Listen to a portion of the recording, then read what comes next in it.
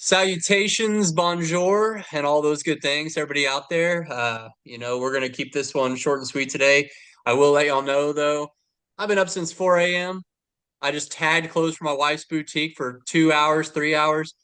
Brock's been up all day with three kids, and we just hope y'all appreciate what we're doing here. We're sitting here at midnight getting this thing done for you. So, Yeah, it's been a long day, but I couldn't miss the opportunity to record some good stuff again. So I hope y'all enjoy it. We're gonna run through it pretty quickly, and we'll get you some good stuff though. we well, we're going to go ahead and recap last week. Some different things happened in the NFL as well as fantasy, and that translated over to our matchups and what we thought was going to happen and what maybe we didn't think was going to happen. And so, yeah, let's just go ahead and get into it. Brock, you got one you want to start with matchups? I mean, I'll just start from the top of my page, which obviously is my matchup first. We can jump into that. I think we both picked me to win last week, and that did come back to bite me in the butt. As Lathan defeated me 129 to 115. I'll let you go ahead and since it's my matchup, I'll let you go ahead and talk about it a little bit if you want to, and then I'll throw in Yeah, a I few mean, words at the end. let's go ahead and just, he definitely got help from players that we didn't think was going to be much of help, right? So, Javante Williams going ahead and Thursday night getting it started early for him, and then a 4 TD day for Mr. Aaron Rodgers. Nobody really saw that coming as well. And then just good PPR scoring from Garrett Wilson, Brock Bowers, Jerry Judy. He just had just enough consistency across the board to get it done. And that did not pair so well with your shortcomings, with your Isaiah Pacheco getting you 4 points and Evan Ingram going out with an injury, giving you five. George Pickens again in that Thursday night matchup, just getting shut out by Philly, and then Devontae Smith. On the other end was just a bad matchup. So nothing to be said there. Just good points for him, and you fell short a couple times. I guess my main question is on my side. I guess I hung in there pretty good considering I got what 12 or 14 points out of three what I would consider pretty good players. But I think if I put a Buka in, that's going to help me. I think I have enough depth on my bench, even if some of my starters don't perform. But I guess my question is, does Javante Williams, or were we wrong about him? I mean, it looks like he has a pretty firm grasp on the Cowboys' backfield. Um, so I guess he gets volume, but in my opinion, he lacks true upside, I guess maybe, but maybe he is a little bit better than we originally thought. Well, and I think because the offensive line of the Cowboys is a little better than we thought. Those last three rounds of draft picks have really put something together. And I was a Javante Williams truther since he came out his rookie year, and I just had to ship him off. I was tired of the disappointment, and maybe I should have held on to him in our other dynasty a little longer. But there's a story to be made. He's definitely going to get all the volume he can handle, and if he stays healthy, I mean, there's going to be consistent points there probably. Yeah, I think RB2 numbers throughout the rest of the year. We could have been wrong. I think it's maybe somewhere where we predicted on the low end to where he performed on the high end this past week, somewhere in between those two numbers. So, Lathan, that's not a bad pick, honestly. With that you got good value late in the draft there with Javante. So, yeah, on that end, we'll move on. I guess the second matchup I have on my list is Merch Luck and Dean. I'll go ahead and I guess start on this one. I not much to say about Dean. He is who we thought he was, down in the 14th spot in the power rankings. Merch Luck, on the other hand, we had him way up, I think, at number 3 to start the year, 102 to start, as far as points is concerned. Not an overly strong showing, but a win is a win to start the year for him. And I think there are better days ahead. James Cook looks solid. I mean, Buffalo looks like they're going to put up a ton of points. I think there's obviously better days ahead for Jamar Chase, Lad McConkey, Jameson Williams, the three receivers. I mean, he got hardly anything out of them, and he still got the win. And I think there's better days ahead, which unfortunately for me is probably going to be this week. I face him in week 2. Tyler Warren looks like a stud at tight end. Tyler Warren, if Danny Dimes can keep doing what he We did in are. week 1, Tyler Warren looks solid. And Jordan Love, I mean, we'll touch on this, or I'll touch on this a little bit later on in our Q&A session. But Jordan Love, the Packers look good, man. The Packers looked really good this past week. So, Yeah, no, you got I anything to agree. add to that? This matchup, both sets of quarterbacks were pretty bad. Jordan Love was okay, but other than that, it was bad. Really, just came down to Merch edged out Dean in a battle of poor performances, and rightfully so. I mean, with Jamar Chase getting you only 4 points, he should have handily won anyway. So it's almost like the fantasy gods were like, "Well, we're gonna still get you the win. It's gonna be ugly, but just a little more consistency out of Yeah. the wide receiver positions." And that's about it. And not much to be said, other than uh, that Merch also has to think about when he can play Quentin Johnston, who's on his bench now as well, who looks to be that might be a key factor in that uptick Chargers offense. Yeah. I I'm not totally sold on Quentin Johnson. But in this league, when you need a lot of depth, Quentin Johnson, QJ, he could be a huge piece there for Merch. Especially because the rest of his depth is what we were challenging him last week. He has great starters, it seems like, but his depth could have been a problem. But I mean, if Quentin Johnson can fill a role for him, that's a big piece. Yeah, Moving on, the next one I have this was I think a bit of a shocker on both ways of how it went. Schlydog defeated Tidal Wave pretty handily, 149-99. Um, I did have that prediction do you want right. to start? I mean, Yeah, I mean, you I just did looked you at had it. straight Oh yeah, matchups. you did call that upset. I You did call did the call that upset. upset. Uh, you know, I mean, just scanning through it, right? He had just huge performances out of Derrick Henry, and he got enough out of his wide receiver one and CD Lamb. Keon Coleman came up clutch at that last stretch of that game, and it's just Jake fell short. His quarterbacks. Bo Nix looked terrible. It looks like he'll need some running back help. Jerome Ford doesn't look to be much of anything right off the bat, especially now that Quinshawn has signed. And even without Quinshawn, Jerome Ford wasn't getting much action. So he's going to have to piece that together because on his bench, it's nothing but a bunch of backups and up and comers. I think his next best guy might be Jordan Mason, who I love, but that's still a part-time player. So yeah, he just didn't really have a lot of firepower. Um, you know, uh, and it's just going to come down to, I think there's better days ahead for his team. Jalen Waddle will, I guarantee that he's going to have some kind of bounce back fashion. The Miami offense might be bad the rest of the year, but I think he's going to at least have a few games here and there where he does Jalen Waddle things. So So I think the Dolphins are. I think I don't know. It's pretty bad. They're pretty bad. they might be I think toast. Mike McDaniel gets fired before the end of the year. If not definitely after the season. Do you remember 2 years ago when they put up all kinds of ridiculous numbers? And then they went to Kansas City for that playoff game, and it was like a damn frozen ice storm, whatever it was. And they, I don't know, they put up what 7 points. Mike McDaniel was acting like it wasn't a big deal. They were going into Kansas City in a freezing cold game, whatever. But they put up 7 points that game, and ever since then, last year Tua's health was bad. The Miami offense is just not what it was in terms of fantasy perspective. There are some. I mean, they could get down so many points in games that they're just airing it out, and they could still put up good fantasy points along the way this year. But it is not what it once was in Miami. Um, Overall, Jake, I think you're still going to be fine. I like Jordan Mason. I think he's going to take over for Aaron Jones. He's had 15 carries this past week already. He looked good. So I think, yeah, he looked real good. And I still think Jake, maybe we had him overranked a little bit as the preseason number one last week, but I still think he's got good days ahead. And let's give Schley credit where it's due. I mean, I was totally wrong. We'll see if he can do it again 2 weeks in a row or multiple weeks in a row. But whenever you put up 149 in week one, I think you were the second highest overall behind Goonslick this past week. I mean, that's good numbers. Good numbers. Yeah. That is the third matchup. You got anything else for that? No, I'm good. I'll move on to the next one. Next up on my list is the Money Muscle versus the Taco Bada win. You Yeah. know, uh, this was our our electric matchup of the week, was it not? And Yes, it they was. both teams were projected to be in the 130s.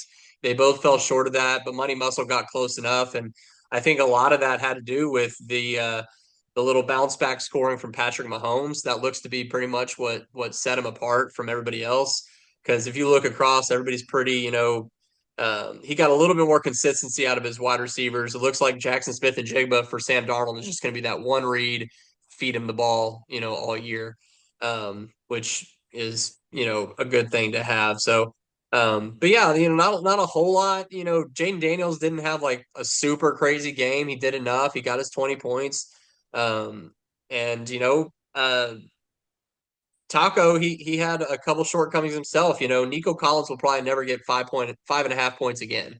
And that offensive line for Houston looks terrible, but I think he'll figure it out. I think just it was just a rough week one. Yeah, you cut out for just a second there, but I think we caught the majority of what you said. Um, yeah, I mean, Jameer Gibbs, as far as Gregory, your team, Jameer Gibbs had 10 receptions, so that helped obviously get him to 15 points, but better days ahead for Jameer Gibbs. But for him scoring 15, I mean, that's not bad in any way, but you're looking for more than that out of him. I think there's better days ahead there. Um, Money Muscle, I mean, Bryce Young, he looks like a true number one receiver, but Bryce Young looks awful once again. So I mean, what kind of numbers can he put up with bad quarterback play? Mahomes looks to be back to top fantasy talent at quarterback. Even I mean, without wide receivers early in the year, and once he gets Richie Rice and Xavier Worthy back eventually, I mean that's just going to help him. So I think Money Muscle. We had this tab as the electric match of the week for a reason. It could go one way or the other, depending on who got the win, kind of catapult them the rest of the way, and the loser could kind of, fall back. But I still think both of these teams, especially Money Muscle getting the win, I think you're going to be fine moving forward. Greg, I think there is good bounce back potential with your guys. I am still not sold on JJ McCarthy. He did ball out in the second half and lead them to a comeback win, but overall, I don't know if I'm a huge believer yet, but I guess we'll see going forward. And that brings us to What's our your second next to last matchup? matchup: Goonslick versus Louis. Um, we had our high point of the week in this matchup with Boone putting up 165 points. And that's easily a lot more easily done when you have Josh Allen playing for your team. Um, he looks to have a reprisal from Brees Hall, who looks good. That whole running game with Justin Fields is a really cool thing to watch, and the Jets backfield. He's got old man Keenan Allen putting up points for him. Michael Pittman looks like he's going to do some good things, and Justin Herbert, like amazing how people just forgot about him over the last 2 or 3 years since he had that, his rookie or sophomore year whenever he did so good. And so, Goon's looking good. He's got a lot of squad. He did just lose George Kittle to the IR for 4 weeks at least.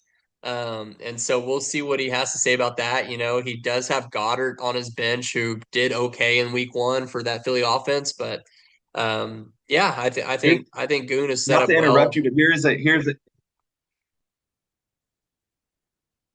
here's an interesting thing though. Goddard did not practice today. Um, the reason I know that is because I have him in another league. He did not practice today, and that is the only other tight end on Goon's team currently, if I'm looking correctly here. So It that could is. um, that could pose some problems.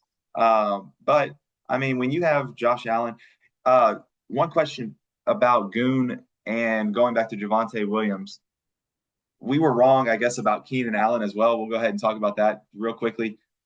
Keenan Allen looks like he stepped back in on the Chargers and didn't miss a beat. As far as those two guys are concerned, because we were wrong about both in week one, Javonte and Keenan Allen, who do you think has the ability to keep up that week one performance throughout the rest of the year and Keenan not fall off? Allen. Javonte or Keenan? Okay, Keenan I Allen will agree. be a part. Keenan Allen will be a focal point of Justin Herbert throughout the rest of the year. The Cowboys season could go down the drain, and so with that, Javonte Williams, they could throw the ball a lot more and get him out of game scripts, or they could just turn to somebody else because that's just how running backs are. Keenan Allen is a safety net. He's always going to be there. He doesn't look like he's slowed down at all, and Justin Herbert has loved him for years and years and years. So I agree with that. I agree. I think if Keenan Allen stays healthy, he's back to what he was with the Chargers before, and I think we had that one dead wrong because we didn't like that at first. But I agree, Keenan Allen. It looks like a solid choice throughout the rest of the year. Louis, not a bad performance though. I'll touch on you real quick. Not a bad performance in Week 1. Put up 122. That's not bad at all. Bijan looks poised to put up big numbers this year. Um, got some other good performances. Gino was only put up. Let's see, what did he put up? 17, but he threw for 362. Um, so if he adds another touchdown, that gets you over 20. Mark Andrews did disappear though once again, so we'll see. As many points as the Ravens put up, 40 points in Week 1. Mark Andrews had one catch for 5 yards. he Problem. does have Mark Andrews, But but he was also wise enough to back him up with who he could only assume was a prospect. But now it looks like Harold Fannin is coming onto the scene there in Cleveland, so he's got true, I see options. that on his bench. I see that he does. I mean, he's actually out of Dalton Schultz or Mike Gesicki as well. But Harold Fannin looked like the real deal in Week 1. Um, so yeah, you do have some options. Yeah, I mean, Puka had a good Week 1. But Louis, you're set up. Even though with the Week 1 loss, you're set up to bounce back and he'll turn your season around and get in the win column here pretty quickly. Well, I'll go let you go ahead and recap my matchup real quick, and we'll move on to the next segment. I think we might have two more actually yet.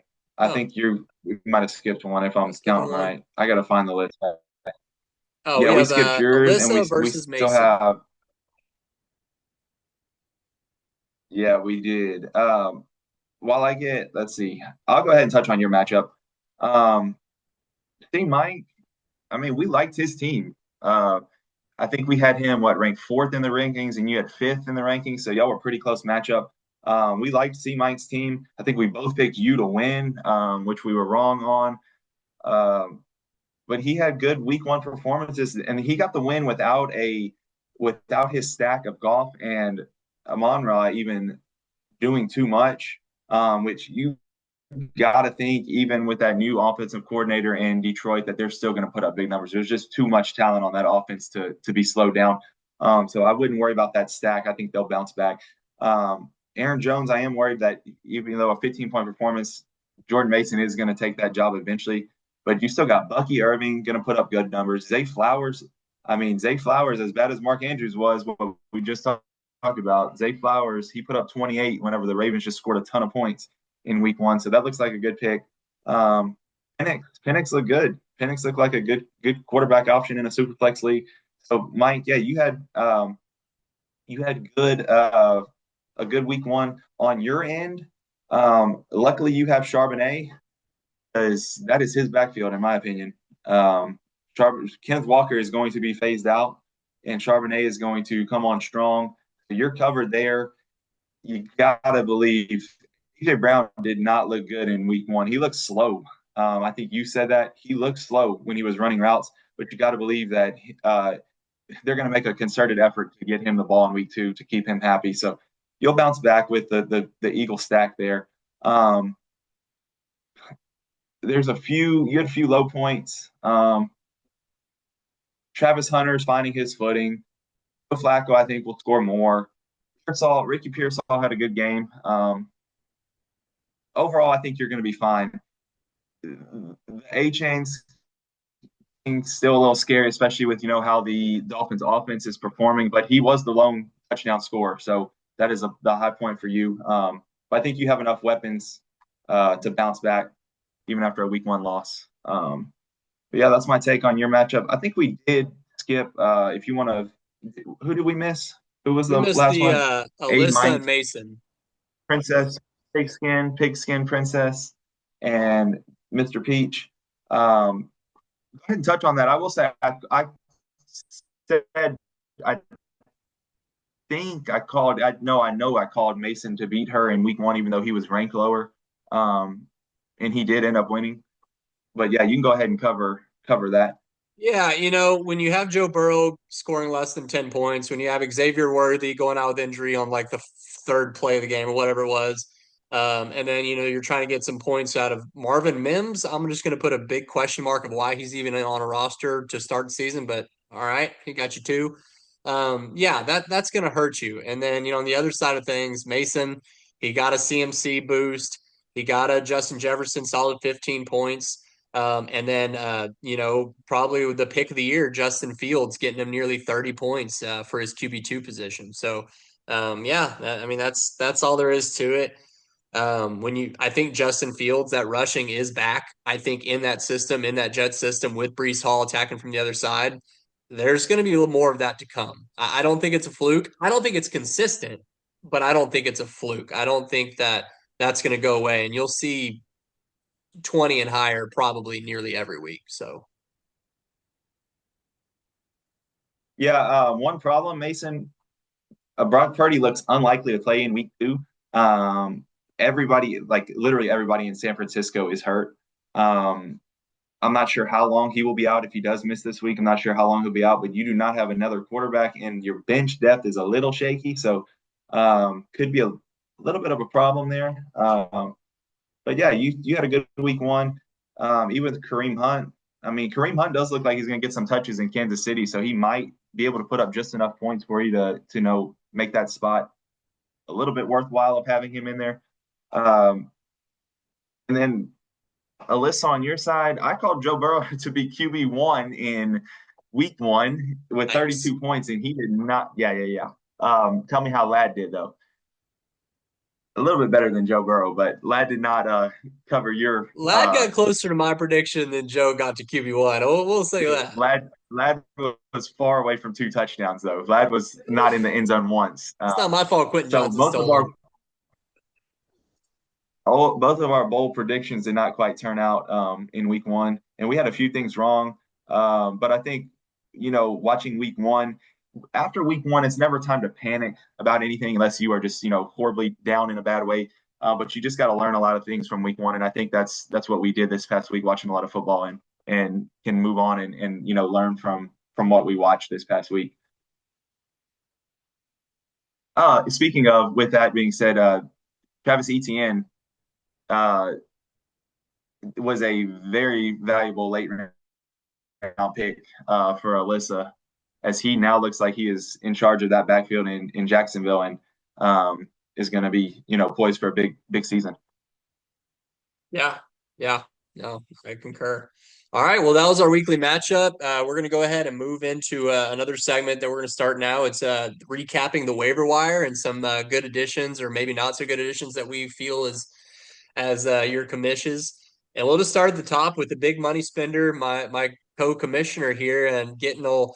I'm guessing, is it Tongs? Is that how you say that? Jeff Tongs, maybe? Or is it Jeff? I Why I wish say Jeff? I Jake. knew. I wish I knew how to pronounce my Jake, own let's go player's with name. tongues I'm going to go because with it's our tongue. show. We're going to Could it say be tongues and tongue? it's funny. So Jake, um, Yeah. he's filling in the George Kittle role. And now whether that translates to Brock Purdy just thrown to the tight end position, we don't know yet. We don't know if it's a system thing or if it's literally because he likes to throw it to George Kittle, but it's worth a shot because nobody else is in San Francisco to throw the ball to. After CMC and Ricky Pearsall, it's probably Jakey Boy. So I don't think it's a bad spin, especially in such a deep league where you need tight end options.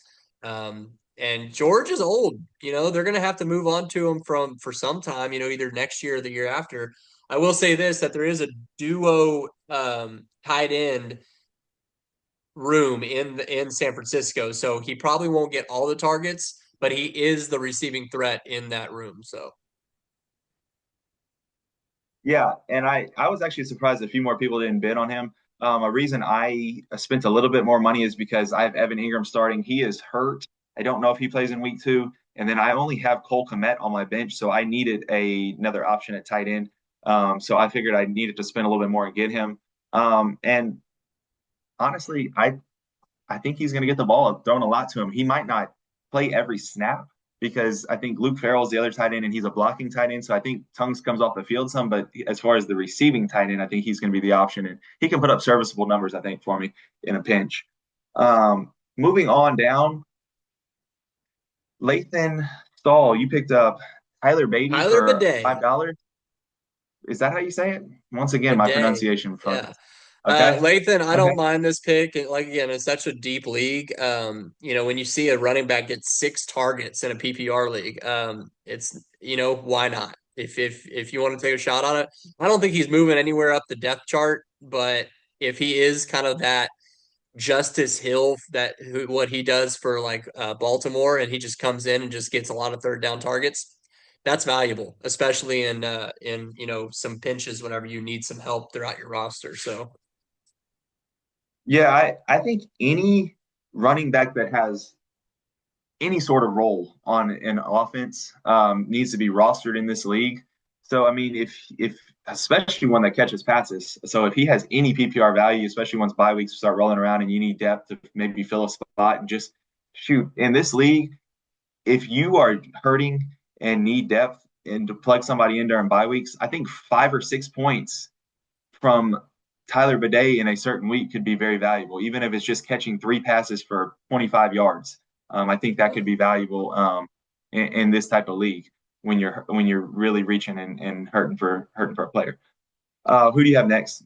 well, these next three we can go pretty quick. Tatanka picking up Zacchaeus. It's funny. We were talking about us two and Zoke, and he was saying how he thought Zacchaeus was just going to have a good year. He's just a believer. And so I guess he followed up on that and decided that he was going to spend some money on him, beat Stall by $1 for him. And looks like Caleb Williams is playing. It wasn't the best game, but it looks like there's some spark there, right? So you might as well take some flyers on what was this phenom of a quarterback who has to throw the ball to somebody. So I don't mind it. Dino picked up probably his 8th quarterback for his roster, and Andy Dalton. I guess he just saw that Bryce Young was struggling, and he thought he'd take another shot at another flyer. I don't know what he has plans there for filling up half his bench spots with QBs, but okay, Dino. And then me, I picked up old LaQuinn Allen just because when I had a roster spot open, I figured I'd give it a shot just for Tank Bigsby moving on, and you never know. You never know what's going to become of a backfield.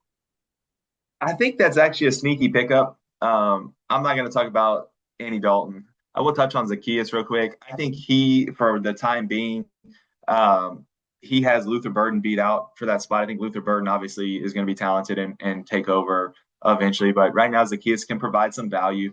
Um, and then I think LaQuint Allen is a sneaky pickup only for the fact that I did a little research on him earlier after I saw you picked him up, and he was their third down back.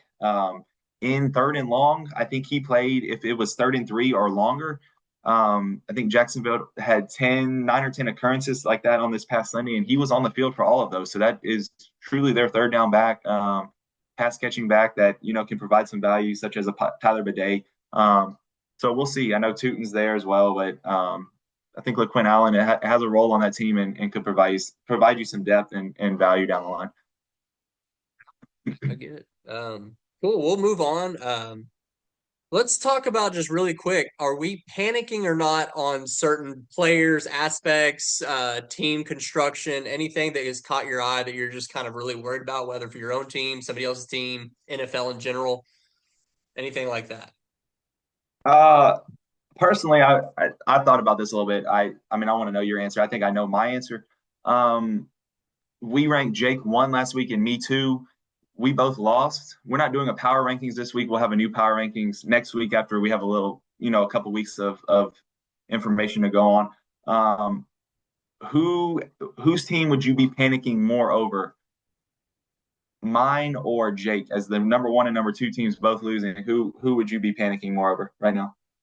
The thing is I'm really trying not to overreact to anything on week 1, right? Because I'm looking at my team and I could just cry. But at the same time, we truly don't know what these NFL offenses are going to do.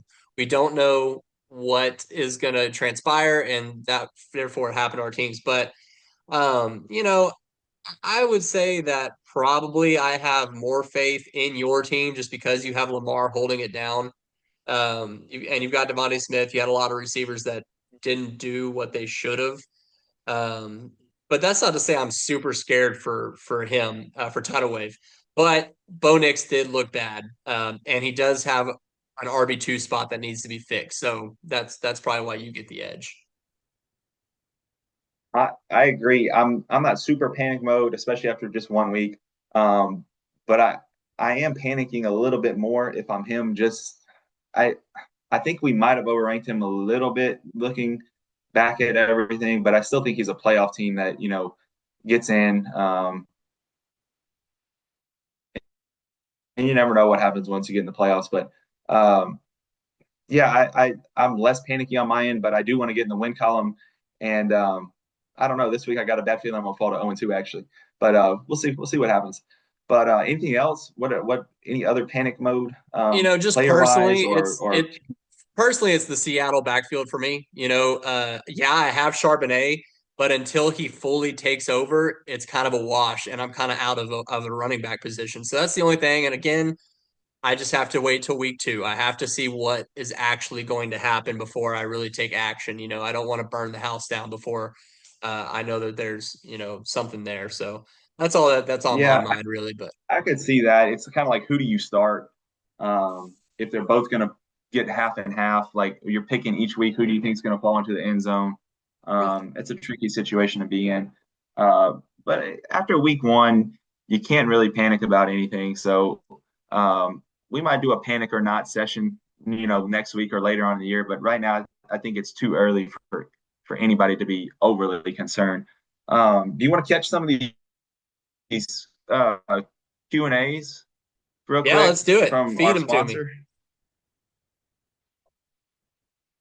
Yeah, I'm glad somebody participated earlier. I was trying to get a little league involvement, but only got one guy. Luckily, he was full of questions, so we'll go ahead and we'll go ahead and throw this out there. This covers a little bit other stuff besides fantasy, so we can, like you said, we'll give you a little bit of other stuff besides just what this league has to offer. But We'll just Tatanka, do a first time question: warning. Who We've will got win? just over 7 minutes. So Okay, who will win the match this weekend? I'm going with Zoke and Mike. I'm going with I'm going with the number one golfer out of the foursome uh to lead the way, but also for Mike to hit his one out of every six good shot to finish off some holes for the squad. So I'm gonna go with Tidal Wave and Merch Luck. Uh, I think I don't know anything about Tidal Wave's golf game. I just have a sneaky feeling that he could be pretty damn good. And I think pair that with Merch Luck and being a longtime scramble partner with Mikey. Luck is usually not on his side. But we'll see. I'm gonna take Tidal Wave and Merch Luck, and we'll go ahead and throw that prediction into our season records as far as pick'ems. We'll go since we're half and half. We'll count that towards the season. why not? Um, by the way, we were both 3-4 this past week, which kind of sucks to start the year, but that's kind of on par with all of our other stuff. We're gonna go ahead and throw one more question out there real quick. Um, your Super Bowl predictions. You go first. Oof. We talking about heavy favorites or what I would like to bet on in terms of getting the most bang for my buck? It can be whatever you want because I kind of have a few answers as well, Baltimore. depending on what you. Baltimore to beat who? Uh oh, don't probably. Okay, I'll say this before you answer. I think Um, Baltimore is a great option in the AFC. I think after this past week, I think Green Bay in the NFC. I think Green Bay has a great chance to reach the Super Bowl only because they looked really well. One reason they look really good, but there is less out there, I think, in the NFC this year. I think the Lions are going to turn it on. I wouldn't be surprised if it's Green Bay and Detroit in the NFC Championship, but I think Green Bay wins the division, which means the NFC Championship game is in Green Bay, and I think Green Bay beats them at home to go to the Super Bowl. I I like think that on the take. AFC, I think on the AFC side, I think it's a three-team race between Baltimore, Buffalo, and Kansas City, which I know sounds very obvious. Um, so I'm not really branching out too far. I think until somebody proves that they can beat Patrick Mahomes to go to the Super Bowl, I'm still sticking with the Chiefs. So I got Chiefs I'm and counting Green them Bay in out. the You know, Super I'm Bowl. going Baltimore and Buffalo in that final matchup. I do think Baltimore goes all the Okay. way. And they probably will face Green Bay. But I don't know. Something tells me that this is Lamar's do or die year, and if he doesn't do it this year, it's downhill from here for him and his Okay. career. Okay. So I'm going to take Green Bay and Kansas City in the Super Bowl. I'm gonna add one more thing. If I had to, I don't know the odds on this, but if I had to bet on somebody to win the Super Bowl right now, I think I would bet on Green Bay because I bet their odds are, I don't know, I bet they could be out of all the teams we talked about, I think they could have the longest odds maybe to win the Super Bowl. But I think having the easier route, like Baltimore, Kansas City, and uh, Buffalo, that's a hard route just to get to the Super Bowl. I think Green Bay has the easy route to get to the Super Bowl, and then they just got to win it. So I'm going to take Green Bay over Kansas City in the Super Bowl. I think Green Bay wins the Super Bowl. Packers. If I wanted to make some big change, I'd probably take the Chargers as my Super Bowl pick just to throw some higher odds in there. So I mean, they looked really good in Week 1. They looked really, really good in Week 1. So yeah, that's thank you, sponsor, for throwing out a few questions to us. We'll go ahead and try to get a few more people involved next week, maybe with some questions. But what we got next on the docket? we're gonna go ahead and quick fire some matchup predictions for week two. We got about just under 3 minutes left. We can get it done. Um, First up, let's just go with me versus Mason. I'm gonna And I take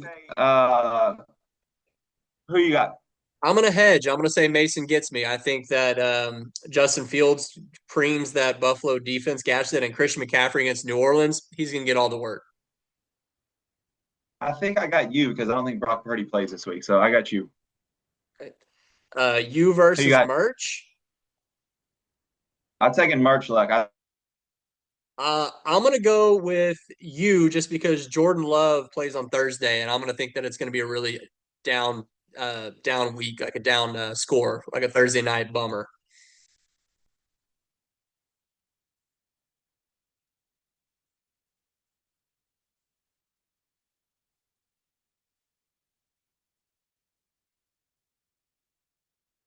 You there?